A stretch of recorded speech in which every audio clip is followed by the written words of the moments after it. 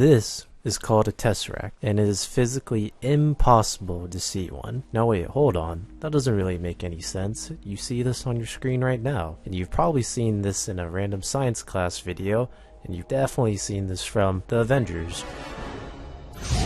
And well, you're technically right, and you are seeing this on your screen. You aren't actually observing it. Let me explain by giving you a rundown of dimensions so that you'll understand what I'm talking about. So the first dimension we'll talk about is 0D, and technically nothing really exists here except for a single dot or point, but I mentioned this so you can understand parts of this video later. And now we have the first dimension, 1D, which consists of only one single line on one axis, so that'd either be the x or the y axis. And this line is made up of the single point, the dot I mentioned from 0D, and it's made up of an infinite stack of them to create a line.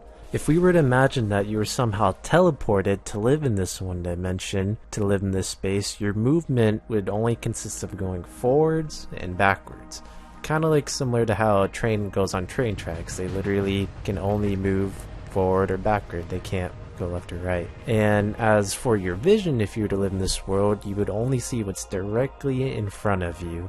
And what would be directly in front of you is one singular point, a dot. So there'd be no such thing as height or even width to create a perception of depth or a field of plane. And you can kind of imagine this like similar to when you're looking through a pinhole and a sewing needle. There's only one singular beam of light coming through that point. It'd be quite lonely to say the least, so glad we don't live in that world. And also somehow, let alone you could open your eyes or even have an eye in one dimension.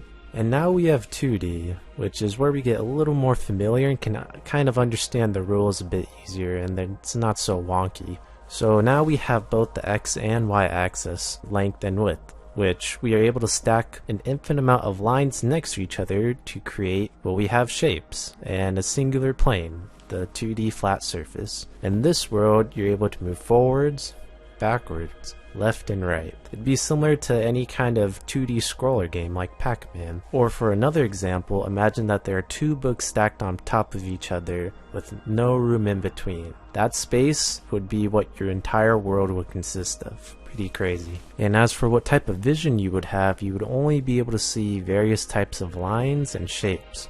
So for example, if a circle or a ball was placed in front of you in this world, you'd only be able to see a curved semicircle line, or if you had a square or cube in front of you, you'd only be seeing a straight line. It'd be very interesting to think about how we would operate in this world and if we could. And now we arrive at the world of us, 3 dimensions, and this is where we reside and live. Our world consists of the x, the y, and the z axis, or length, width, and height. And now we are able to stack all those different types of shapes that we mentioned in 2D, stack all of those on top of each other, and we can create a 3-dimensional object. And we already know how we move and see in 3D, but just to reference how we are made up of 2D space, imagine having a single card from a deck of cards. Now we place a card on top of that card, and we place another card on top of that card, and then another, and another, until we stack the entire deck. Now what we end up with is a cube, or more of like a rectangular prism, but you get the idea. And so now here comes the juicy part. So we've discussed how all the different dimensions are created, and they're created by, this is kind of very simplifying it, but essentially stacking or layering on one dimension on top of another to create a new dimension. So we started with 0D, which is just a singular dot and point, and then we stack an infinite amount of those on top of each other or within each other to create a line. And then from 1D, we stack all those lines together, and then we create shapes, a square, which is 2D.